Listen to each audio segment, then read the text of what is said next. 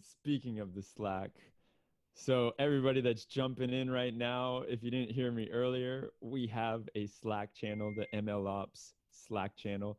And this is a place where we can talk about anything and everything MLOps. You can also DM me directly, like some people are doing right now, telling me to cut my beard or take my glasses off. They look like they're not doing anything special. So yeah, get in the Slack if you're not in there already. I think Chris will put it up in the chat. Yeah, I'm just And letting people in now, and then I'll put it up in the chat momentarily. cool, perfect. Yeah, I'm getting some funny Slack messages every time I come on and we start this. It seems like I get some funny Slack messages from people. Well, your So beard just keeps getting longer. So, Oh. did someone last week say it was weird being interviewed by Jesus? Yeah, they said it was the highlight of their life. So, yeah, nobody ever really knew that Jesus was into ML, huh? I'll stop sharing my screen so you guys get a picture of all of us. You got the Slack channel up in the webinar chat. We look like we got a critical mass here. Let's go ahead and get started. Today, I'm super excited for what we've got. We're here joined by Dr. Charles Martin. He is one of those rare humans that is super smart in what is it, organic chemistry. He knows a little bit about software engineering. He knows a little bit about machine learning. He's got all of this to be able to wrap into one. He's given classes and lectures at Cal, Berkeley, and at Stanford. So we are very lucky. And, I was talking to my wife about this the other day about what's the value that somebody will get by coming to a meetup and listening to it in real time. And the thing that we agreed upon is that the difference here, instead of you watching this on YouTube, is that you guys get the opportunity to ask questions. So really, I encourage you to take advantage of that. I've got a bunch of questions, but you're here with us. You have this amazing human in front of you talking about all this great stuff. And we're going to be talking about ML ops and really getting into his last 10 years. But before we do that, go ahead and grab whatever your favorite beverage is and sit back because we got a little story time. Out of respect for you, Charles, I got a tea because I know it's early where you are. So very nice. We drink the super organic sodas here. That's there how we we do go. it. Yeah, because you are So in San Francisco, San California. Francisco. That's right. Yeah. So the I can't speak for the rest of the crew and how they are drinking or what they're drinking on, but let's just get started with a little background information on how you got into tech, how you went from being in organic chemistry and then you went into tech and then Sure. ultimately got to ML. Sure. So my background is really I have an undergrad in math, chemistry, and essentially physics, and I did my PhD work in theoretical chemistry. So theoretical, and the reason I did that is because when I was going to go into software, but when I got to Ohio State, the computer science department had a VAX machine, and the chemistry department had a Cray supercomputer. I'm like, okay, this is, and I had done a lot of chemistry and physics already. When I started college, I'd already done all my organic chemistry. I started when I was 15. My grandfather used to own a pharmaceutical company, so I was really interested in chemistry. So I did all that stuff. So when I got to college, okay, I want to work in. I was not a very good lab chemist, but I was really good at math and programming. So I went into programming the supercomputer, and I did that for a long time. And I got a PhD and did a postdoc, and my PhD was in basically quantum chemistry, and my postdoc was in statistical physics and neural network biophysics, theoretical biophysics. So neural networks and neuroscience. So at that time, that was when when I was a grad student is when the internet really hit. Mosaic came out, and I realized, okay, look, this is the thing to do, because basically academics was dying. It was the end of the Cold War. So I came out to Silicon Valley and worked with my graduate advisor's son-in-law, who had a search engine company. Unfortunately, it was not Google, but I sort of just had to jump in, and I realized that all the stuff I learned, like I've been doing like probably 10 years of scientific computing and quantum mechanics and statistical physics, this kind of stuff. But in industry, all the technology is totally different. So I basically had to start from the ground up. And I just sort of took the opinion I should have the same level of knowledge as any computer science student at Berkeley or Stanford. So I started reading the books, trying to study. It was kind of a weird thing because like people would ask you, do you know algorithms? I go, of course I know algorithms. I can solve eigenvalue problems. I can do systems of linear equations. I can do nonlinear. I do Monte Carlo. I go, well, what about sorting? I go, what's a sort algorithm? Why would I want to do that?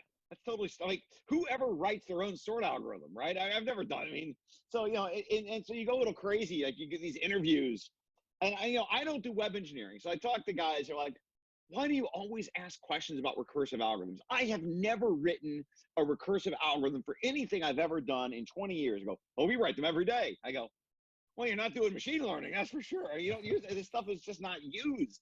So it's a very different background coming in from computational physics and chemistry. And I think what's happened is that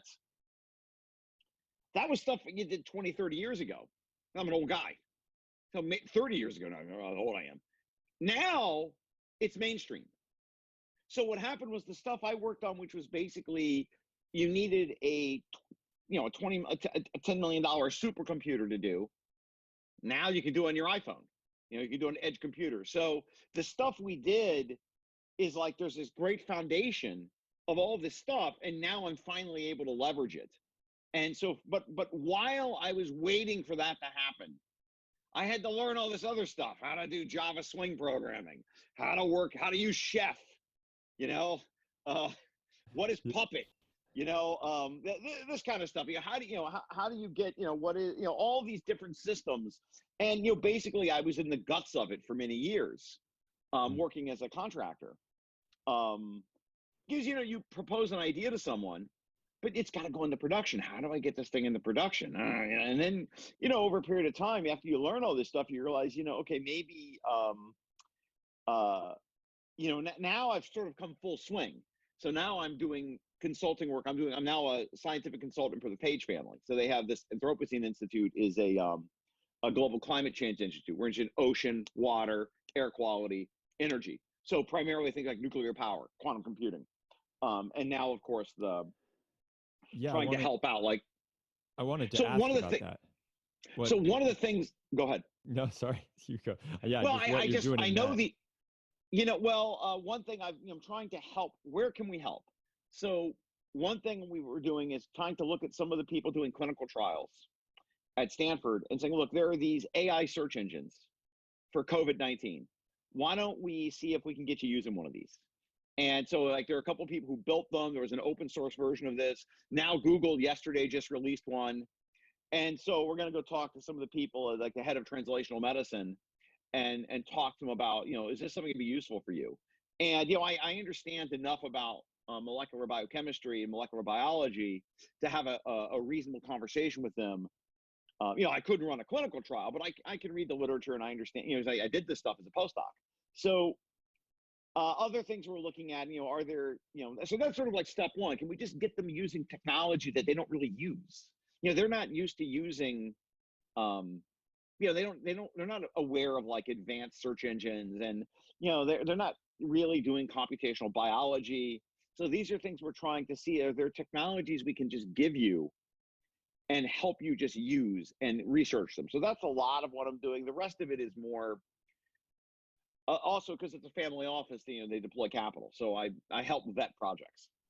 So for people who didn't catch that, he's working with the Page family. The first name of that Page guy that you're working with? Oh, well, I work with Larry's brother.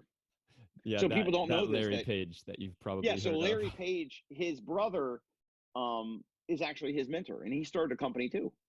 And it was like either Yahoo Groups.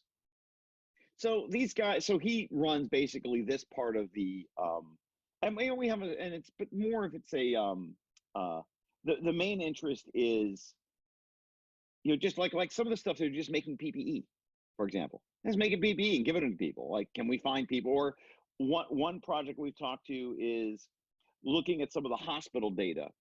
Can we help the emergency rooms figure out why certain people are being admitted and others aren't to the ICU units? And this is, these are just, where can we make some sort of impact? and that's, and so try to use AI, but chemistry as well, or just you know, laser printer, 3D printers, so Yeah. they're really trying to they're really trying, and prior to that, I've worked with them in the past, really looking at, nuclear energy policy, really understanding that, look, if you want to fix climate change, you need nuclear. There's no other way. That's what you got to do. And quantum chemistry and nuclear physics are very, very similar. So I'm not an expert in nuclear physics, but I understand enough of what's going on. It's a very, we basically have, it's the kind of stuff I was doing is basically the same field at a base level. That's But awesome. but now I make spam on the internet. So I have a client, for example, they're great guys out in Slovenia, and they have a product that generates fake text. And it's great. Like, they can make like weight loss articles, and stuff like this. And they sell their client. I consulted with them, and they basically wanted to learn AI. They taught themselves AI. And I just sort of was there as kind of like their mentor, helping them. And they've got this product working. And I just, tried to help them really just, they need to do it themselves. And I just kind of help them drive the car. Like, I keep them from driving off the edge of the road. Yeah. Yeah. I really want to get into this, these Slovenian guys and their fake news or whatever. I'll send you a link to the product. I mean, they have a working product. Last time I talked to them, they had 22 paying customers. I mean, it's a great example of, I mean, look, here's what they decided. And look, I can, one of the things I can talk about, I think with MLOps or any AI project, is what's the difference between a successful project and a failed project? Exactly. And the reality is, you have to want to learn. The client has to want to learn, and everyone working at the client has to want to learn. So I've had these guys, they basically taught themselves AI. They have this fast AI class, which is at USF, which is sort of right around the corner here, out my window.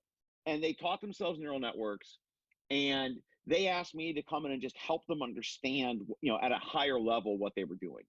And it's almost like, I mean, I could help them, but they did it. And I just sort of guided them and said, look, this is what I think about this. This is what I think about that. There are no really right answers. Like one of the things I did is I helped them build a tool which would analyze the coherency of the text.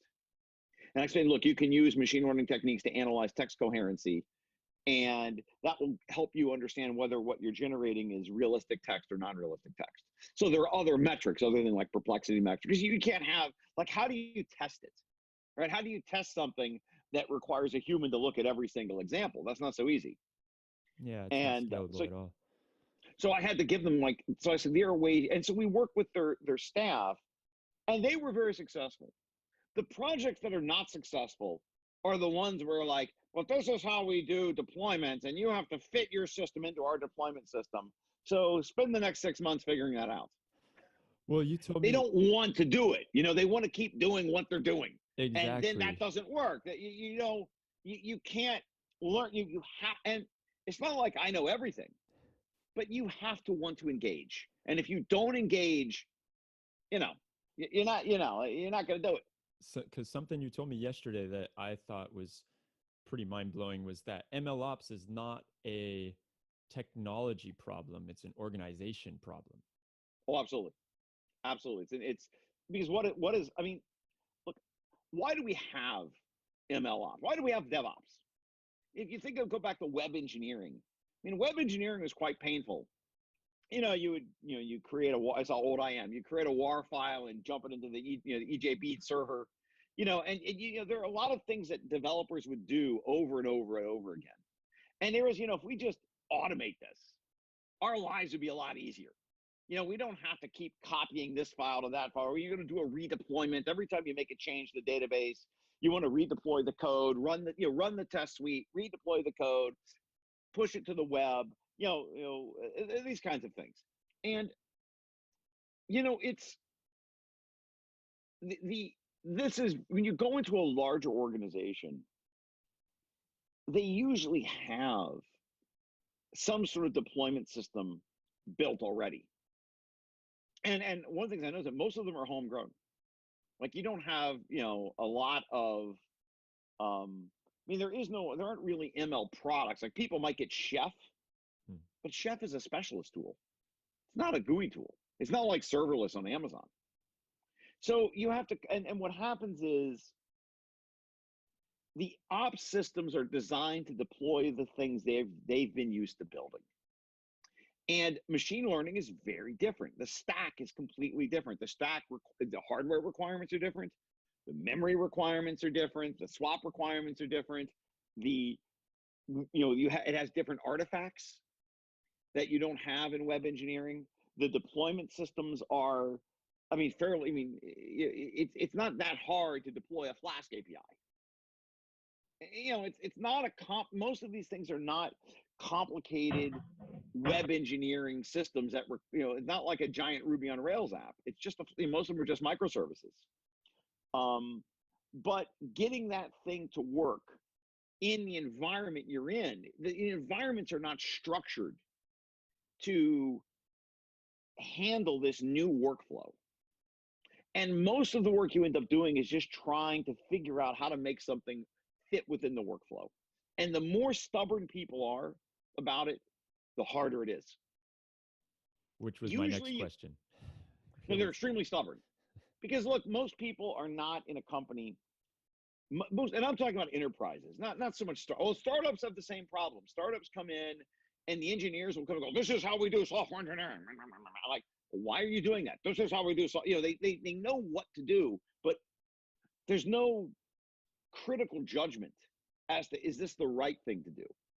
So you end up doing goofy things. Let's give some details. Like, for example, DevOps is about provisioning, right? You want to provision something. So you usually have to go and ask someone to get permission to do the provisioning. Okay. Well, we go into a client, one of the clients, we had the largest Hadoop store in the world, largest Hadoop system in the world. Can you give us a machine to deploy our app? Yes. It has no memory. Why would it need memory? Hadoop doesn't use memory. It has no swap. You gave us a machine with no swap. Okay. What am I supposed to do with this? So, I have to hire someone who's a special, the guy when I would work with me, he actually worked with Ken Thompson, who invented the Unix operating system. And you got to go in and figure out what's going on here. Another example, you provision us a machine, especially in large organizations, provisioning is part of the budget. So you can't provision your own machines. So they provision a machine, okay? In the old days, when you installed Python, you had to turn off the throttler on the CPU in order to optimize the BLAST libraries. Because when we install Python and NumPy, there are Fortran libraries. And in order to optimize the Fortran library so you get correct performance, the installer would ask you to turn off the throttle. Well, you need root privilege to do that. So that doesn't exist in the web engineering world. When you do deployments, you don't need root privilege to turn off the throttle. So that's a huge problem. And it creates performance bottlenecks. And these are things now, like now or today, same thing. Like today I worked with a client, they had built their own internal Heroku system. I haven't worked in Heroku in like 10 years. I was doing Ruby on Rails 10 years ago, Heroku, but they had they copied basically Heroku. And of course there's no documentation. It doesn't work correctly, and there's no support, like it hasn't been maintained. So you're like, okay, I want to deploy Conda. Oh, in Heroku. How do you do that? It turns out that that's really painful. Conda will just use pip install or go. That defeats the whole point. You don't understand. They don't understand the stack. So you have a stack of things where Conda is what you use for dependency management, and they say to you, well, we built you this DevOps system, but forget about all the dependency management you're doing. Just redo it all from scratch because it doesn't fit into our environment. What was the point of having DevOps in the first place? You didn't make my life easier. You made it harder. You should just give me an Ubuntu machine and I'll just write a bash script and deploy it. That would take me a day, not 6 weeks. This is typical. This is what we see internally. And the problem is that, look, there's a famous, I don't know if you guys know Vapnik. So Vapnik is a famous machine learning guy from like 10 years ago. He was a Russian, came over here, wrote a sort of his manifesto on machine learning, this big thick book on Vapnik's book, and then he invented the SVM. So he reinvented logistic regression. So, but it was like the SVM was really popular back. It was like thought to be the next big thing. And Vaclav used to say, one should not solve a problem by posing an intermediate problem, which is harder to solve. And a lot of the ops systems you see in the enterprise make it unbearably hard to get 10 lines of code into production. And that's why it's an organizational issue, because what's happened is this scaffolding is built. And there are people, and again, it's not like you went and bought a product. I mean, usually these are, the scaffolding is there. You have to get access to the database. Well, when you do machine learning, you're going to pull all the data out of the database. Really? Yeah, I'm going to do a query I have 12 joins, and I'm going to pull them from your production database, every day. Well, if you're working for an international company, you're going to block them. Obviously, you can't do that. So they've never seen things like this. Like, why would you do such a large join? We need all the data. Oh, well, then the data needs to be in a replicated system. But the replicated system isn't, many companies, it's not a real replica. It's missing stuff. How many times have we gone to the clients and the replica isn't actually a replica? Give us a backup of the data. We work with clients, they try to do a backup. Oh, somebody suggests using, are you ever tried to use Oracle backup? It's a 700-page book of how to do a backup. So you find that there's some guy running, a Java program on his laptop at night every day, pulling all the database onto his home computer to back it up. And that's the guy you got to find to give you the data. So it just doesn't work. Like the ML systems, they're not designed, or provisioning an AWS bucket. I would like when I started this 10 years ago, I couldn't even get, how do we provision a bucket? Well, you have to set up Amazon on your own personal credit card, and the company will reimburse you. What? I can't get a company credit card? I can't spend $500? No, we can't do it. I mean, I literally had arguments with the CFOs of companies and the CTO, like, what are you doing? Like, and you have like one guy in the company who has the AWS card, right? And you got to find him to get the keys. To use his card, because the way AWS works, if you spool up different keys on different credit cards, it's very hard to cross communicate. So these are things that are like, that's what I mean by it's organizational. There's usually some person whose job it is to manage each of the little pieces in the deployment process. And you have to go and find them. And then you have to figure out what goofy thing is going on. What are they doing that you want to do something different? And it just makes it very, very hard. And it's easier just to do everything from scratch. And so talk to us a little bit. I know you've got some stories of when shit hit the fan. Can you give us some of those? Because I know you've got some good ones. Look, the most famous story is demand media. I have a case study out at the UC at the Haas Business School. So we had deployed an algorithm in production that what we were doing is we basically, legally, I can't, how do I describe it? We had the ability to predict demand on Google.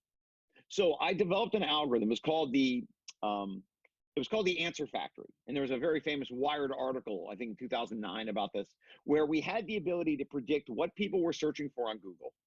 And we could predict how many clicks you would get on a web page.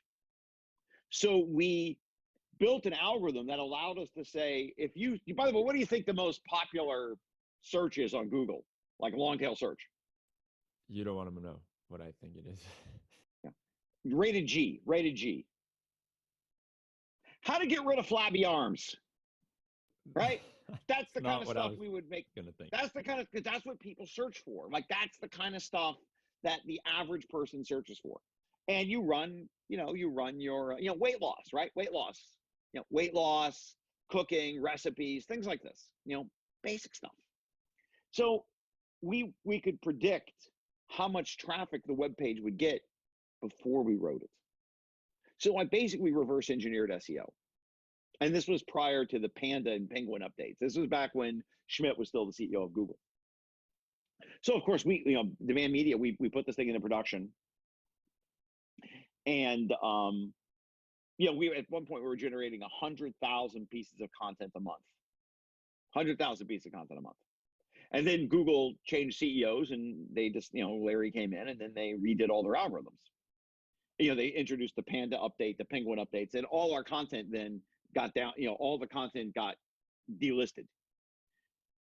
How do you undo what you've done?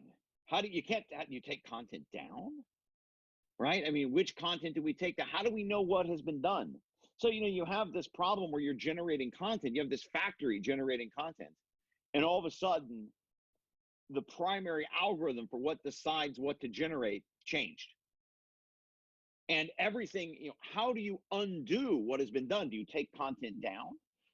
That content's been amortized. So it was a huge problem. And how do you figure out what happened? And one of the things like Google, there are things people don't realize about Penguin and Panda. If you guys do SEO, you know what these things are when they changed all the way they do SEO. Not only did they change the SEO algorithms, but they stopped giving you the inbound query. Because it used to be that when you did a search on Google on your webpage, Google would tell you what the search was, like what search was given to you. They stopped telling you. Because if you know what the search is, you can front run you can figure out what people are searching for, because people basically search for the same thing over and over and over. So, from a deployment perspective, how do you undo that? So that was a nightmare so I have a whole case study of this. We talk about the hot school. From an MLOps perspective, I mean, if you want more of that kind of war story, I mean, yeah. Look, when you look at what is a machine learning system? What do you basically do? The machine learning systems have three components. You pull data from a database, you train a model, you deploy a microservice. That's basically it. That's how most of these systems work, okay? So, you deal with the CTO, guys I work with, well, why don't you just run the model inside SQL Server itself?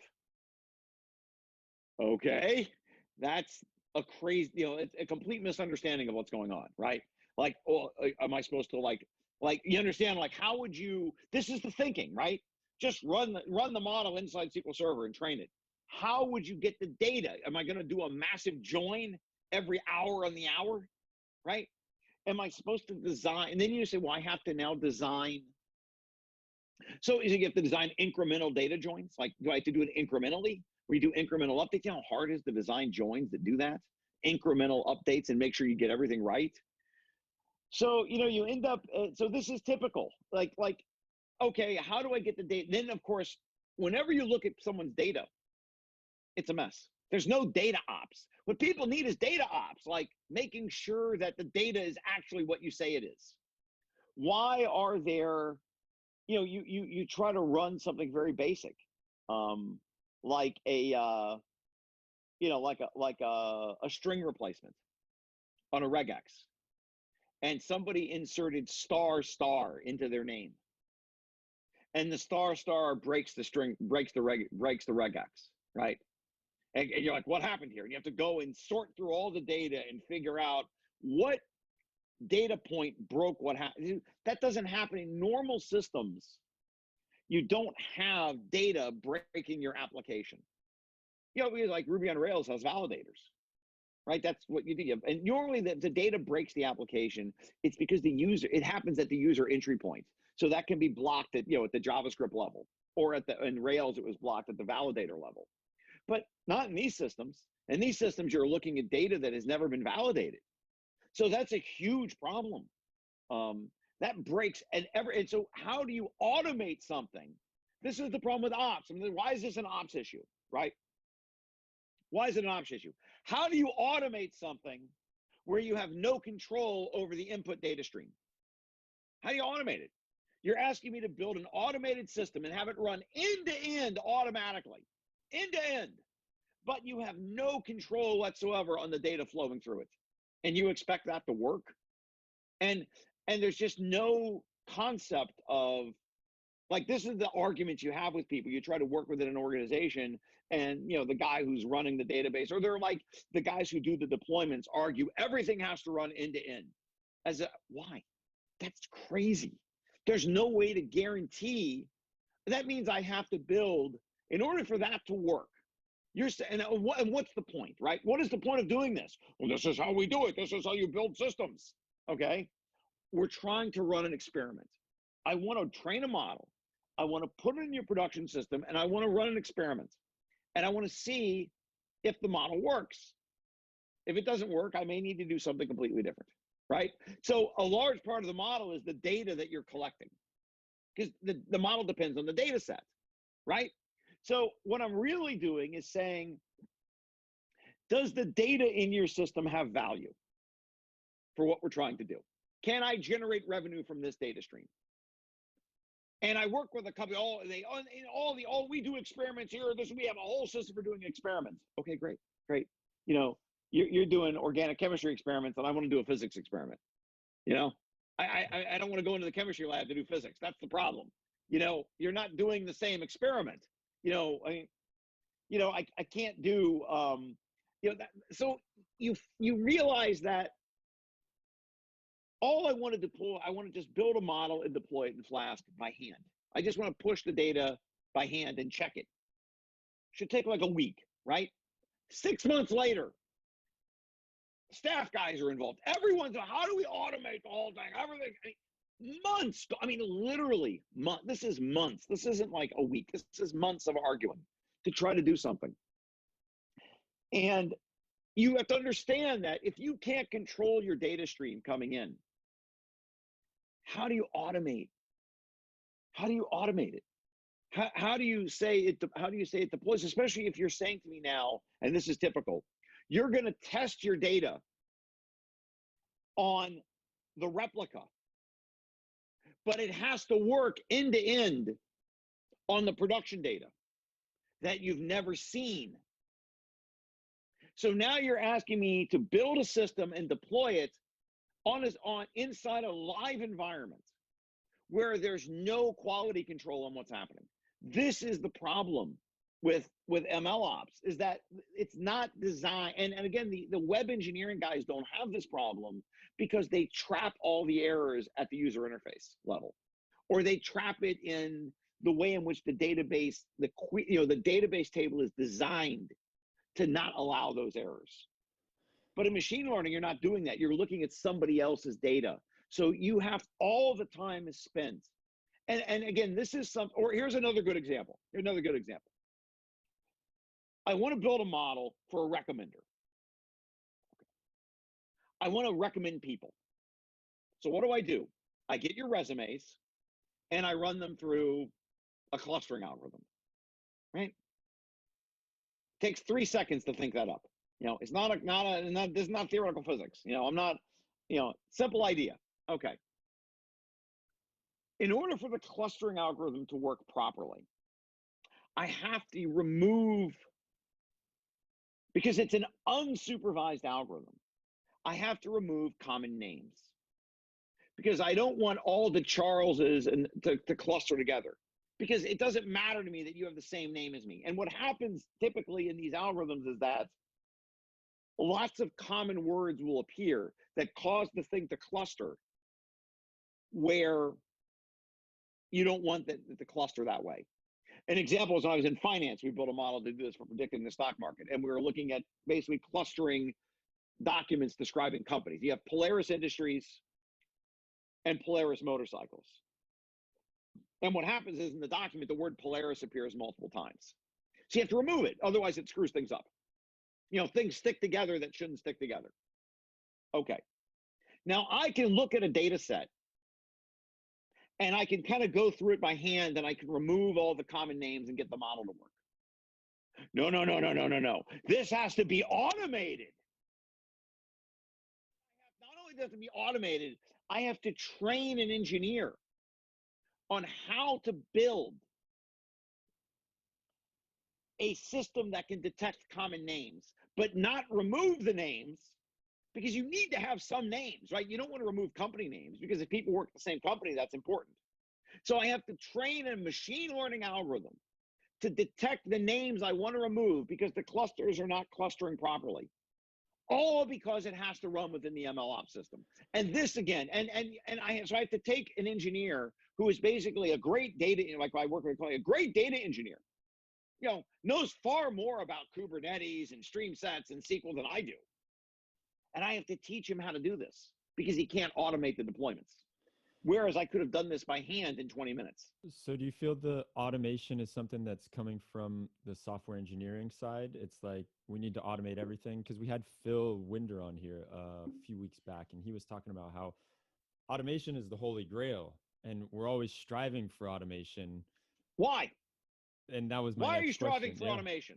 Why? Why are you doing that? What is the goal of any project? To get paid. What do companies do? They bill their customers. That's what I do. So what is the goal of automation? Right? I worked at a company. I come in as a consultant. The CTO hired me. The head of search, who they brought in from Google, said to me, we want to know everything that you're doing so that we can fire you and still be able to run the product. And I'm like, I'm not an employee. You can sign a maintenance contract. I've been working with this company for 10 years. I mean, it's just the way we want you out. We don't want you here. We want to extract every piece of knowledge that you have and automate it. And then we want to kick you out. I'm like, how about if I tell you nothing and just bill you? Right? I mean, it's like you have this adversarial relationship with people who think like this. And it's like, that's crazy. Like, no, what you want to, why are you automating? Your goal as a machine learning scientist, as a data scientist, is to run experiments. You want to run experiments to figure out what's going to work because you don't know what's going to work. So you have, especially when you're dealing in live environments with people. Search engines are a great example. People are searching for things and you want to figure out how to give them relevant information. It's actually a really hard problem, and most people in the industry screw it up totally. Except Google, of course. This is what Google is based on. They figured out search, and that's why they run the world now. So you want to run experiments. So your goal, if you're trying to automate something, is to automate the experimental process. Now, once you get something that makes, and this is how you do it in trading environments. You work I worked at Blackrock. Okay, Blackrock. I don't know if you guys know who Blackrock is. Blackrock is the 800-pound gorilla on Wall Street. They have trillions of dollars in asset management. And I worked in the SAE group, which was the group that invented the index fund. How did we do it? So I've worked in the largest financial institution in the world. It's not automated. That's not how they do it. They don't do it that way. What they do is they invent their algorithms, they put them into production quickly, they figure out what works, and then they automate it after it's going to make you money. And if it stops making you money, and in the trading world, if it stops, you don't want to maintain things that stop making you money because they make you lose money because now you're trading on the wrong thing. So you've got to be able to get things into production and out of production quickly. That's your goal. But software engineers, and you've got to think what part you need to automate and what part needs to be done by hand. And if your attitude is like, we want every engineer to be a commodity, that's not how, the group I worked in at Blackrock had 200 scientists on 200 PhDs. Every single guy in that group, Caltech, MIT, Stanford, Superdec, Moscow State, every single person there had a PhD from the top place in the world. And they were super smart. These are not people you want to leave and take the algorithm with them, because they will leave, they'll take the algorithm, go somewhere else and make the money themselves. That's what they're going to do. So it's a completely different mentality. Your goal is to keep them there. And at some point, people always, so is automation, why are you doing it? Are you trying to make your life easier? Are you trying to commoditize the engineers? You can just kick them out whenever you want. Is it just sort of this mindless thought process? Or are you really doing it to try to do quality control? Are you trying to make the system more stable? And I think people just don't ask those questions. They're just like, this is how we do it. And, you don't know what you're doing, so you don't do it that way. How do you automate the other thing about AI, and which is so important, this is all greenfield, right? Things that we're doing now in natural language processing, for example, 2 years ago didn't exist. Transformer models for natural language, BERT, Elmo, this idea of being able to generate fake text, that was impossible 5 years ago. So you're working in environments where things are changing very rapidly. Look at Python. You're still working on, imagine all the companies that automated Python 2.7, right? Bank of America, I've heard horror stories about this. We automated Python, now Python 2.7, it's gone. Now you have, when I was at BGI, prior to Blackrock's acquisition, they automated everything. They had 2 versions of Perl running. Remember Perl forked? You guys may be too young to remember that. You're all young guys. Perl used to be the thing to do, and Perl forked. And new Perl is completely incompatible with back Perl, old Perl. So but everything's automated and everything's locked in. So they had to redo so they had to then maintain 2 versions of Perl. So automation has problems or what about, automation is problematic if it locks you in and you're totally brittle. And in an environment where you're doing machine learning and AI, things are constantly being updated. Just recently, another example, Ubuntu. Okay, so what's the most common thing in the world in MLOps? I've worked in environments. Well, we're doing dev in Ubuntu 16, but deployments are in Ubuntu 12 because it's automated. And if you want to change it, you can't change it because you got to redo everything. Ubuntu 12, okay, well, because they're not using Docker yet, right? Because they automated it, but they didn't have Docker, because Docker would kind of solve this problem, hopefully. So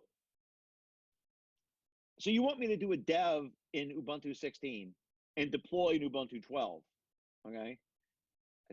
And you want me to do that using, what am I going to use? Python 1.3? What do you want me to do here? It doesn't make any, so this automation obsession is really problematic if you don't. The point of automating is that you have a product and you want to scale the product. But if you're doing science, you don't have the product yet.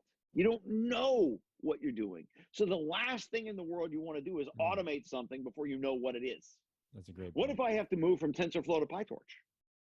What if I have to go from, what if I have to change, this kind of stuff. It's the wrong mentality for trying to do innovation. What you need to do is create a carve-out. You create a carve-out from the organization with a weak coupling to the rest of the organization. And usually what happens is the automated systems are strongly coupled. And there are these dense dependencies that you can't unravel. So you automated things, but you did it in a way where everything is codependent. You forgot about the whole idea of we need to have weakly dependent distributed systems. So, yeah, because you mentioned yesterday that this is how companies can get into trouble, right? When you're stuck in, you say, okay, we're going to build this golden cage around a certain version of a certain program or language that you're using, and say it's basically putting all your chips on, you're betting the farm on this, that's going to work. And then later, as machine learning is moving so fast, you end up finding yourself, you get caught with your pants down. So it makes and the whole point of data science is you're trying to do new things. So you're not gonna, you're using greenfield. Yeah. So go ahead. I don't want to let you ask. Well, I wanted to move on to something else that you mentioned yesterday. It goes back to this organizational issue and how you can find certain companies that are, and what you've seen when it comes to bigger enterprises, and they're raising more capital, and the investors start to ask, well, what's your AI plan? Yeah, right. No, look, you're going, a lot of companies right now are trying to, you want to expand, right? What's the point of automating? You're expanding. Why would you automate something that, you're not expanding, right? So, you're not, and not everyone is McDonald's. Sometimes you're just a home restaurant. You don't need to automate, the cooking. What makes a restaurant unique is the fact that you can make new dishes all the time. So if you're trying to make a McDonald's and expand, you want to raise capital. So the drive to automation is usually behind that as a capital raise. So you go to raise capital, and your investors say to you, "What's your AI plan?" Huh? Your AI plan. We're not going to give you money if you don't have you're not going to be in business in 10 years. And the goal of the CEO is probably, I want to retire. So I want to get some capital, expand this thing out, jam the stock price up, then I want to get out and retire. And I don't give a damn about my investors. Let them and let the pension fund go dead. Sell it to the Chinese. Whatever you're going to do. So, and I'm dead serious about this. This is how people think, especially anyone east of the Rocky Mountains here in California. They're really just trying to retire. And so when they hire you, are you really doing AI, or are you just setting up a sunshine lab? You just want things to look good for your investors so that they'll give you a little money so you can just keep going. And you don't want to do AI. What you want to do is you want to meet your earnings and you want to meet guidance. That's all you care about. Because if you miss guidance and you miss earnings 2 times in a row, the stock price is going to tank and your earnout's going to be gone. That's all they care about. So the idea that you're actually doing AI or you're actually doing data science, you're not there to do that. You're there to look like you're doing it. You're there to just kind of show up and do some stuff, and you puke something out. It kind of looks, you're not really doing it. And I think I think people really discount that. Like what's really happening here? What are the actual motivations? And it's I kind of made the joke. It's kind of like someone who goes to a gym and the trainer says, you got to go on a diet. And they're not going to go on a diet. They're not going to do it. And then they just keep doing stuff and they go, you're not losing any weight. Because I did like gymnastics and CrossFit weight. I've just got to be honest with you. I like doing weightlifting. I'm not going on a diet. Every time every time I go on a diet, I get hurt. I end up pulling a muscle. So I'm just not going to do it. Luckily I work with a weightlifting coach who says, fat is where it's at. The Olympic weightlifters, all these guys are giants, but he's also an older guy. He's like, you're too old for this. Don't try to. But look, people go in and they're like, I go to the gym, but they're not going to go on it. They never make progress. And are they really being honest with themselves? Look, you're not going to go on a diet, so just stop whining about it. You're not going to stop talking about it. Just do what you're going to do. A lot of these companies are like this. You say you're going to do it, but you don't really want to do it. You don't have any grit. And so and the motivation, maybe they just don't care. Like, we don't really. Or if they care about it, not really. And you have these discussions. I've had these frank discussions with people, and it's just like, you can't be too blunt with people you're working with because they're paying you. You can't really get in their face and go, why are you doing this? Well, we're doing just fine. We're really way ahead of everybody else. We don't have any competitors. I'm like, all right, fine. When Google when Google comes in and decides they want to do your business, or when Amazon comes in and decides that they want to do what you're doing, yeah, you'll be gone in 10 years. I worked for I had a consultant. One of the projects I was with a guy ran a short long fund. And the whole strategy was that you short companies that we think Amazon are going to enter into your market, because Amazon's going to put you out of business. Because Amazon has been doing AI for 25 years. So you were just waiting, and we short you. You're short sellers. And that's what we did. That's how you made your money. And it's just like we used to joke, if somebody buys IBM Watson, you should short them. Because it's not a real product. It's not gonna. It doesn't work. So that's the point. Like, if people really want to do something, they won't hire someone. Like, I worked in clients, they set up a whole AI team, and the guy they put in charge has no experience in AI whatsoever, knows nothing. And you have this conversation, why would you put someone in charge who has no experience? Well, people who have no experience are in charge of things all the time. Well, look at where the world is now, thanks to these guys, Great job, I mean, who was running the Wuhan lab? They have the experience of look what's going on. You can't put people who don't know what's going on in charge of things and expect to get results. And then whine and complain, things aren't working. Yeah, maybe because it takes, 6 months to explain something that should be a conversation. This is a real problem with a lot of what we see. And I think the clients that I've seen that have been successful are the ones where the senior executives or really the founders, it's really the founders, come in and say, we want to do this. And when the project managers push back, or the guys who do the provisioning pushback, the founder comes and says, no, we're doing this. Stop pushing back.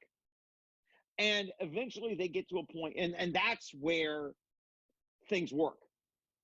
And when people just are not, and we see that in Silicon Valley, and outside of the Valley too, but if they're in there and they're just like, well, we're just going to keep doing what we're doing, and these guys push back at you, you just have to figure out how to convince them. Like, all right, well, that's, there are some people, it's very hard when you go into an organization, if you're not really committed, you have to somehow throw the minions, and all these old dogs, you got to throw them a bone, right?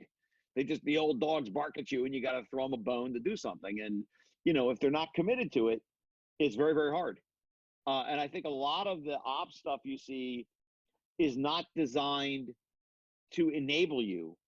It's designed to block you. They're basically covering themselves. They don't want to take any risk of any kind. They're not there to innovate. They're not there to take risks. They want to make sure that what they are doing, they want to have zero risk. And when you take zero risk, you have zero reward. So can you talk to me about that saying that you guys got in the Valley about the 3 kinds of workers? Yeah, this is not necessarily MLOps, but yeah, we have a saying, when you come to Silicon Valley, there are 3 kinds of employees in Silicon Valley. It's not there are +1 people. These are people who do work. They do actual work. They move things forward. There are the zeros. They do no work, but they also don't cause any problems. They basically go out and get you a sandwich. And then there are the -1s. These are the guys who don't do any work of their own, and they screw your work up. And amazingly, they actually form little cliques. So there are like little groups of like managers with their people, and they'll come to a company, and then they hire all their guys, and they just sort of come in sort of parasitically and sort of, suck up the resources, and they're good at doing that. You see a lot of that. Of course, there are also people who are very, very good, and they come in and drive things forward. But this is a lot of, when you're doing MLOps, ask yourself, are you really enabling people to do what they need to do? Or are you just automating for the sake of automation? And what parts, there was a great paper that came out a couple of days ago about what, someone had done a study of what are the problems that arise when training AI, when building AI software. And they went through all of GitHub, and they went through Stack Overflow, and they looked at thousands and thousands of questions. And then they interviewed people and asked them, what are the problems that come up when you're trying to build software? Because the point of automation is to solve problems. And what are the kind of problems that come up? People don't have problems deploying microservices. That's not enough. There are, obviously in any large enterprise, there are orchestration problems, right?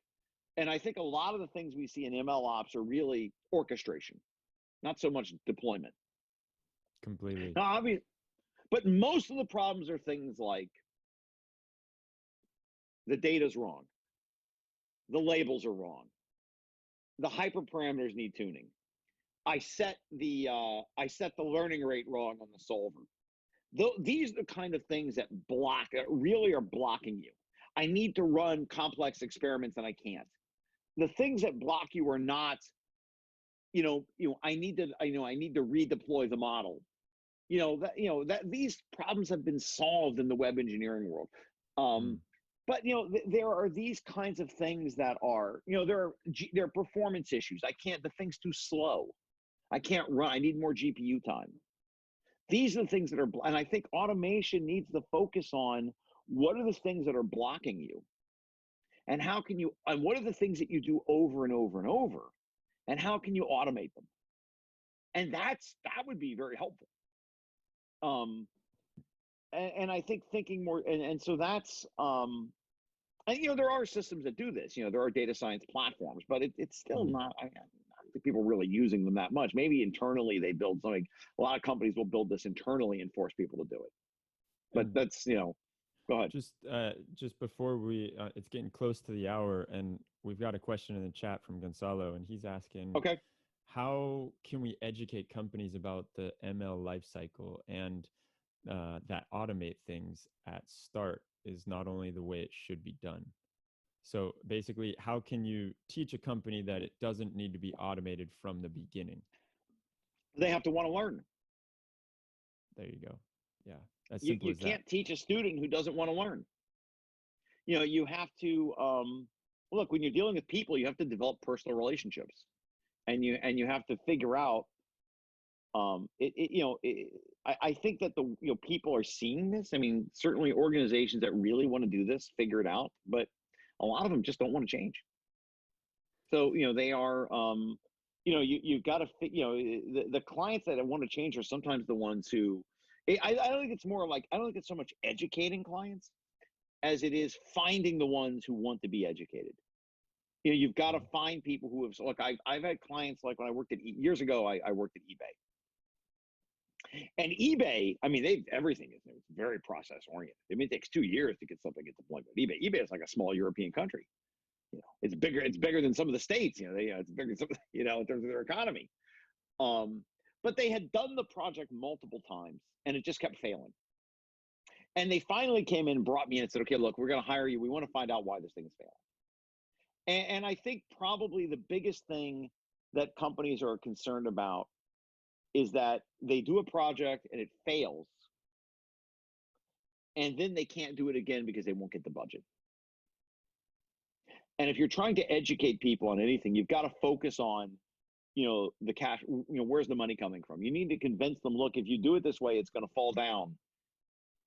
And, you've got to be more nimble. Otherwise, you're just not going to, the project's going to die and you're not going to be a winner. You need to convince people that you're there to be, that you're going to make them look like a hero.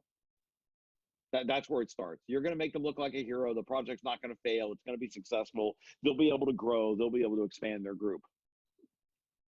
And you got to target those kinds of people. Exactly. So, wow, so many bombs of knowledge you've just dropped on us, Charles. Well, I have maybe a different opinion because I come at it from, I come at it from a perspective of I'm trying to generate revenue quickly, and I come at it from the from the Wall Street perspective, having worked as a quant and how we did things there, which I think is very different than the traditional software engineering perspective. Well, yeah, I love this perspective of looking at it and saying there's a lot more that's happening with machine learning. And we've all seen this, the statistic that only 15% of your models get put into production. And it's a lot more than just the tech that is not allowing you to put it into production, or a data scientist who doesn't know how to run Kubernetes. It's a lot more, there's a lot deeper levels to that statistic. And this is a great view. You're shining a light on something that maybe most people don't think about when they're seeing that statistic. So, well, I think that they think the models just don't work, and that's true too.